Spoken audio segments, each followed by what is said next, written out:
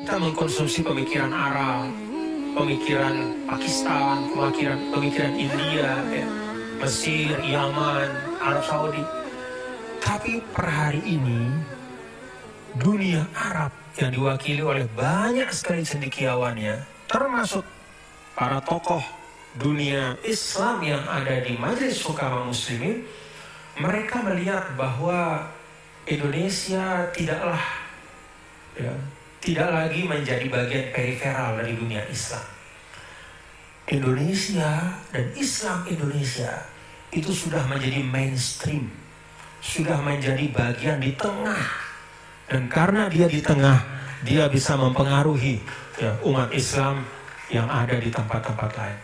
Baru saja kemarin saya juga mendampingi Profesor Dr. Samir Abu Dinar, cendekiawan dari Maroko, yang datang sebagai anggota komite eksekutif Majelis Hukama juga, yang menegaskan lagi, di antaranya adalah kita menginventarisir karya-karya ulama Indonesia yang bicara tentang keislaman di Indonesia ini. Jadi otentisitas berislam Indonesia, otentisitas toleransi, dan implementasi dari pluralitas di Indonesia itu sangat potensial untuk menjadi khazanah dunia.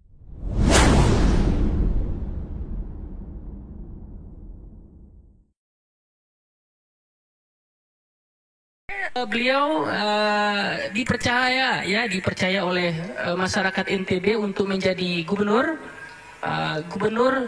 2 periode.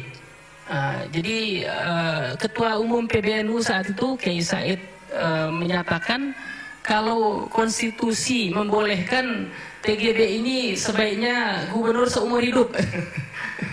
Tapi karena konstitusi melarang hanya 2 periode, maka beliau gubernur 2 periode, dan belakangan beliau juga mulai banyak melakukan safari dakwah begitu ke berbagai penjuru negeri dan berikhtiar untuk membangun bangsa. Baik, untuk selanjutnya kita akan mendengarkan paparan dari para pembicara begitu. Ini saya tanya Syekh, gimana? Mulai dari mana Syekh? Oh ya. Oke.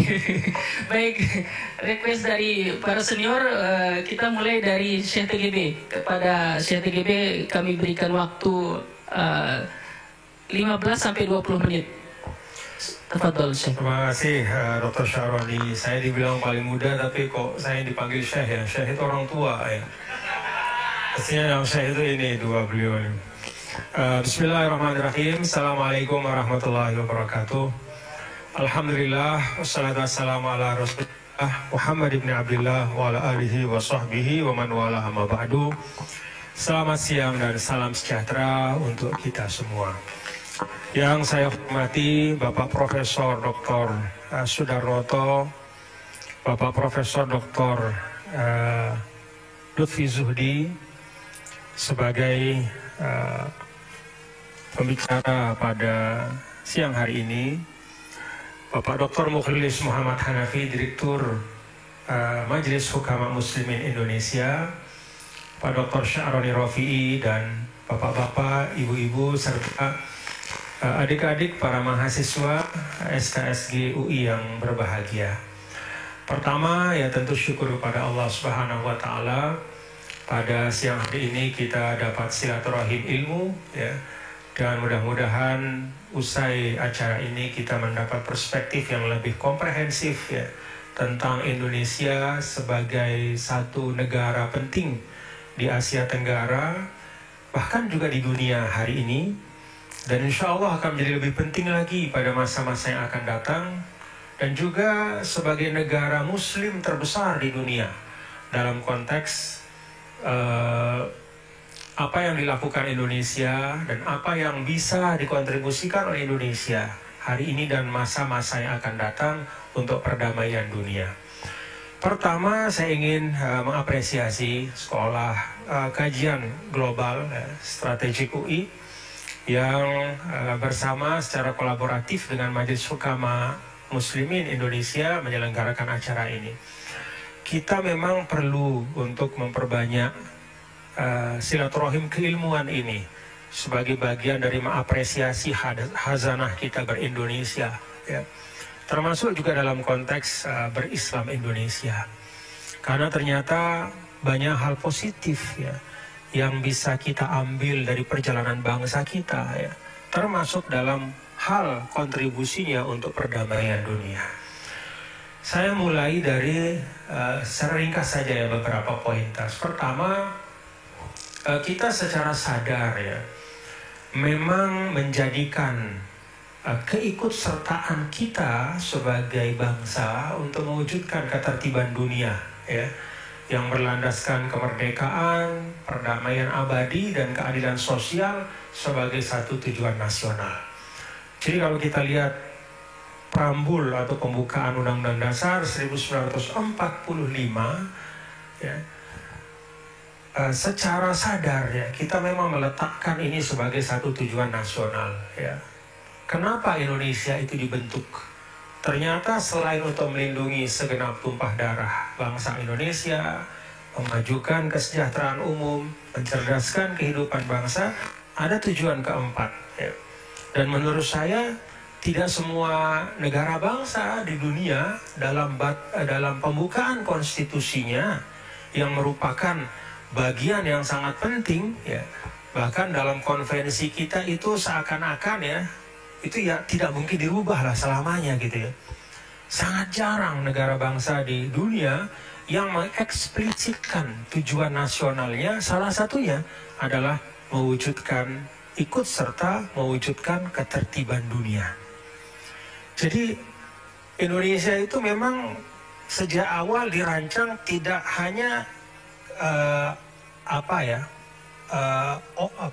melihat ke dalam, ya, in-look, tapi juga outlook.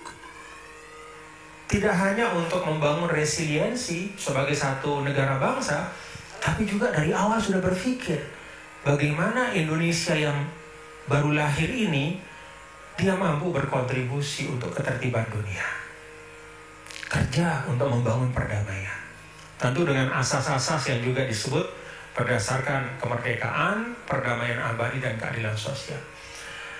Bapak, Ibu, saudara-saudara, kalau kita melihat konstruksi, ya, bahwa negara bangsa itu bisa dilihat, ya, elan vitalnya itu dari dokumen-dokumen tertinggi yang membentuk jati dirinya sebagai bangsa, maka kita bisa mengatakan berdasarkan alinea keempat ini, maka salah satu jati diri dari Indonesia adalah dia terlibat aktif untuk mewujudkan perdamaian dunia.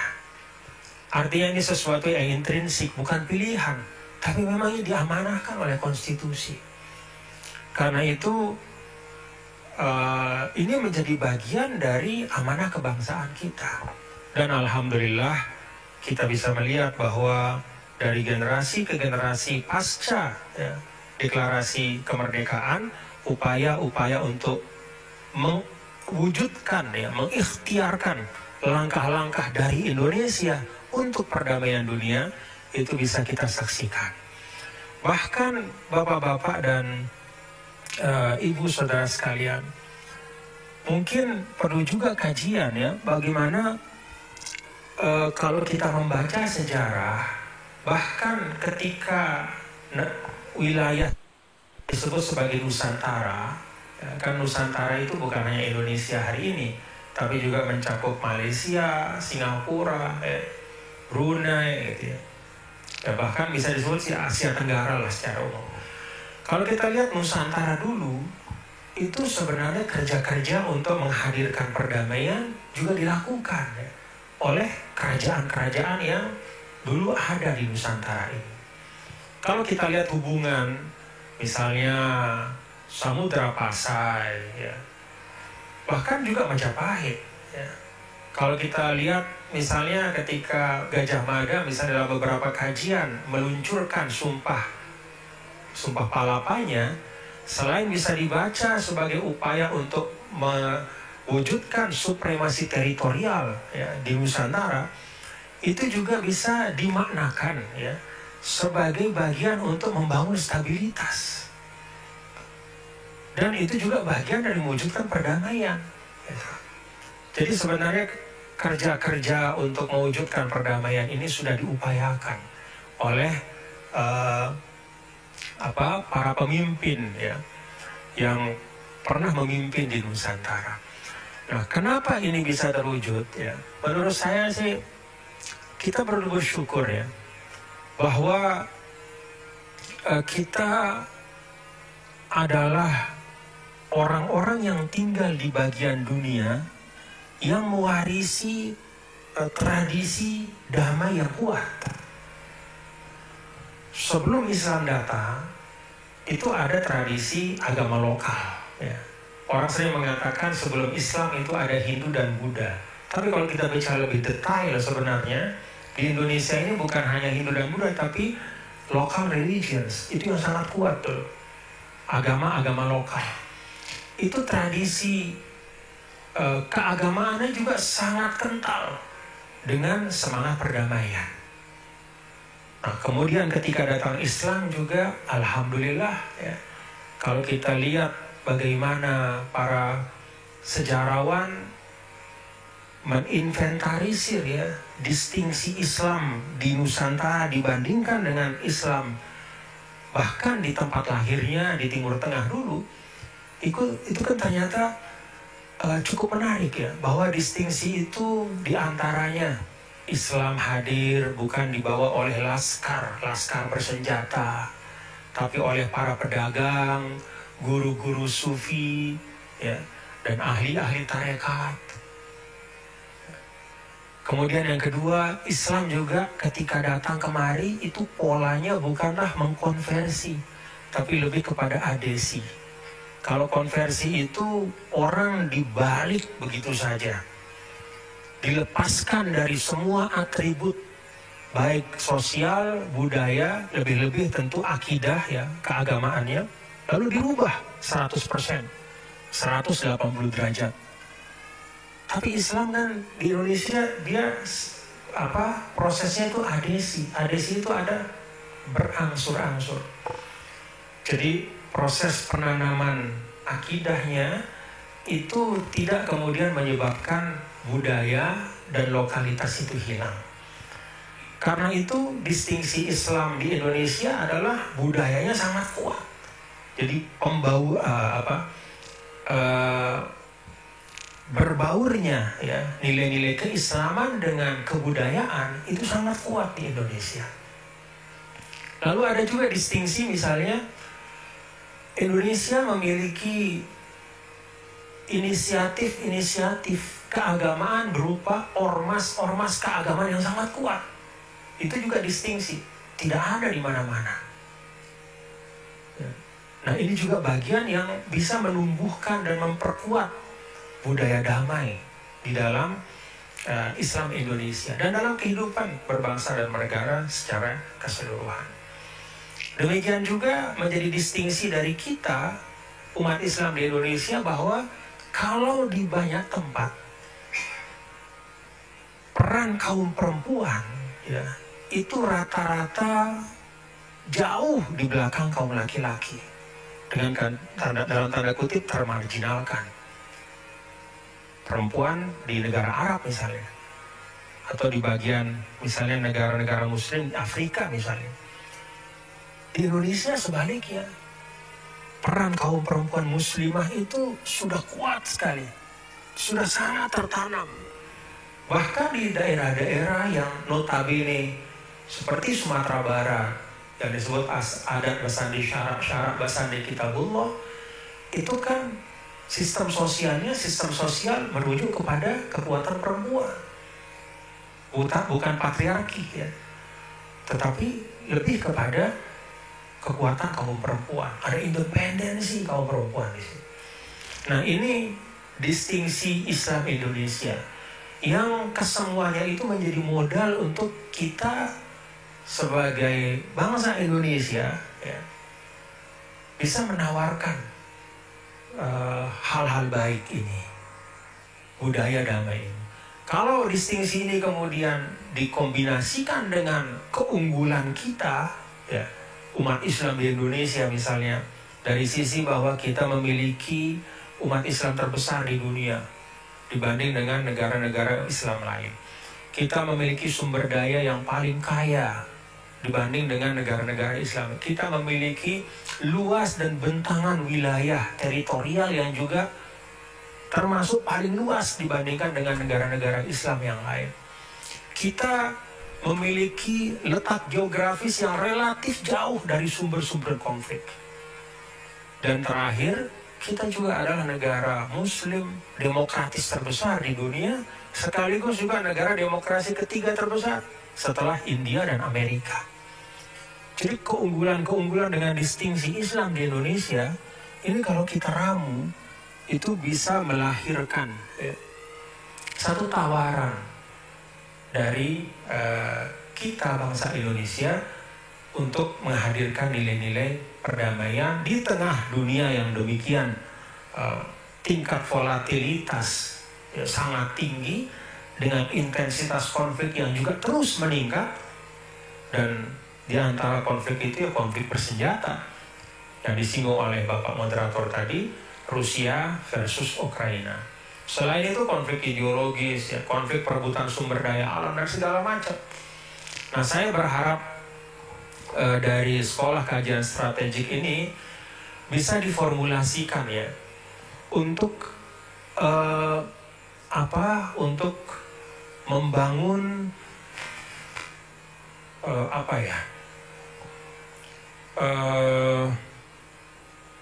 satu rumusan yang lebih komprehensif tentang langkah-langkah kita sebagai bangsa Indonesia untuk menawarkan nilai-nilai damai kepada masyarakat global. Dan sebenarnya tadi sudah disinggung oleh Bapak Dr. Muklis Hanafi ya, bahwa Islam Indonesia yang sering dianggap periferal, ya, berada di pinggiran, hanya menjadi konsumsi pemikiran. Ya. Kita mengkonsumsi pemikiran Arab, pemikiran Pakistan, pemikiran India, ya, Mesir, Yaman, Arab Saudi. Tapi per hari ini, dunia Arab yang diwakili oleh banyak sekali cendekiawannya, termasuk para tokoh dunia Islam yang ada di Majelis Hukama Muslimin, mereka melihat bahwa Indonesia tidak lagi menjadi bagian periferal dari dunia Islam. Indonesia dan Islam Indonesia itu sudah menjadi mainstream, sudah menjadi bagian di tengah. Dan karena dia di tengah, dia bisa mempengaruhi ya, umat Islam yang ada di tempat-tempat lain. Mari kita manfaatkan ini. Kalau bahasa Sekjen Majelis Hukama dulu, sederhananya dalam bahasa Arab, balas nutarjim al-kutub al-arabiyah ila Indonesia. Al-an nutarjim al-kutub al-Indonesia ila al-arabiyah. Udahlah, kita nggak usah banyak-banyak terjemahkan buku-buku Arab ke Indonesia. Sekarang saatnya kita mencari karya-karya cendekiawan Indonesia, tulisan dari orang-orang pandai di Indonesia yang merangkum ya, eksperimen berislam di Indonesia untuk kemudian kita hadirkan ke khalayak di Arab untuk kemudian bisa diterima dan menjadi khazanah Islam global. Nah, ini kesadaran, dan baru saja kemarin saya juga mendampingi ya, Profesor Dr. Samir Abu Dinar, cendekiawan dari Maroko, yang datang sebagai anggota komite eksekutif Majelis Hukama juga, yang menegaskan lagi. Saya menemani beliau bersilaturahim dengan Profesor Quraish Shihab, dan salah satu di antaranya adalah kita menginventarisir karya-karya ulama Indonesia yang bicara tentang keislaman di Indonesia ini. Kalau bicara tentang tasamuh, misalnya toleransi kita di Indonesia ini sangat otentik. Jadi toleransi yang kita kembangkan itu bukan toleransi ad hoc yang merupakan kepentingan pragmatis, ya, yang merupakan kepentingan sesaat, tapi ini otentik. Memang kita tumbuh dan berkembang dalam tradisi itu. Nah, ini hal yang kalau menurut kita biasa, di banyak tempat ini istimewa. Karena itu saya mengajak, mari kita preserve ini, kita rawat, ya, kita perkokoh, karena ini sebenarnya sangat potensial untuk kita tawarkan menjadi khazanah global. Jadi otentisitas berislam Indonesia, otentisitas toleransi, ya, dan implementasi dari pluralitas di Indonesia itu sangat potensial untuk menjadi khazanah dunia. Terima kasih, ini dapat saya sampaikan. Assalamualaikum warahmatullahi wabarakatuh. Waalaikumsalam warahmatullahi wabarakatuh. Ya, menarik sekali tadi paparan dari TGB, bagaimana Indonesia itu memiliki khazanah pemikiran, kemudian warisan akulturasi yang luar biasa gitu ya, untuk kita rawat dan kemudian kita hadiahkan kepada dunia.